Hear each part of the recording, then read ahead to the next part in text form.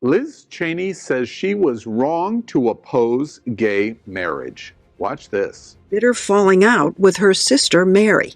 Your sister's gay. She's married. She has children.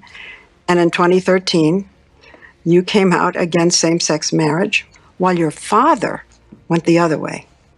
And it was looked upon as courageous when he did that. How do you defend what you did? I was wrong. I was wrong. I love my sister very much. I love her family very much, and I was wrong. Am I the only person that was shocked?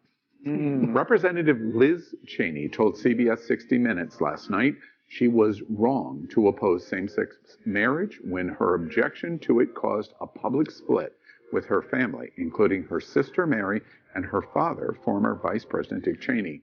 In the interview, she said, quote, "This is an issue that we have to recognize, as human beings, that we need to work against discrimination of all kinds in our country, in our state.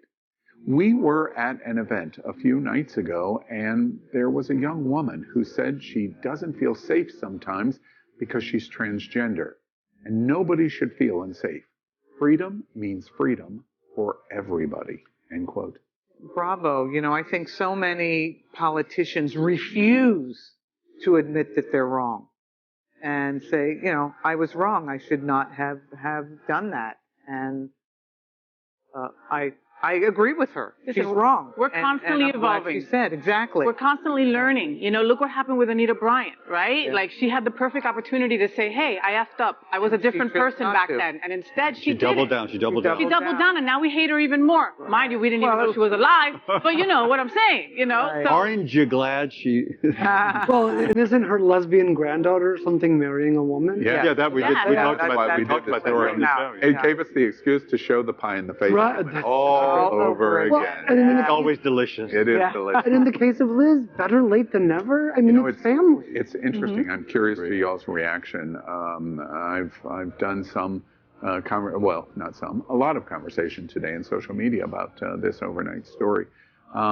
We forgave Barack Obama for the exact same thing. Sure did. Now, she's a Cheney during the Bush years, and a principal voice in the Republican Party, or at least in the real Republican Party pre-2016. There's a lot of non-forgiveness in the LGBTQ community. What do y'all think about kind of the double standard?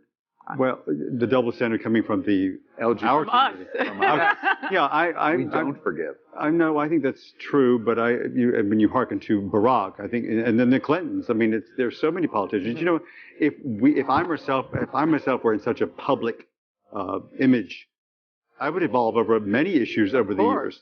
So I have to remember that about myself, and then be as forgiving for her.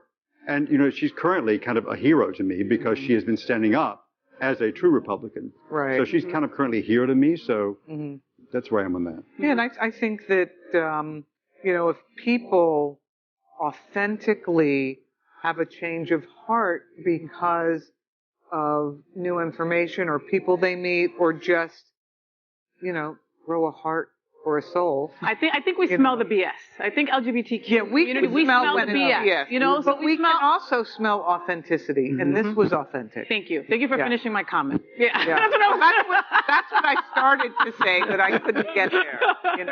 Someone who's really authentic about it. A village of lesbians. I want to go. Liz Cheney's. Oh. Yeah. Well, it's a super interesting story, and of course we welcome the news. And we hope that all of the Republicans can return to some normalcy. I think that's one of the things that was very interesting about her interview. LGBTQ plus news is vital for our community and for the broader world as a whole. We have enough enemies at Fox News. Tucker, Sean, and Laura are loud.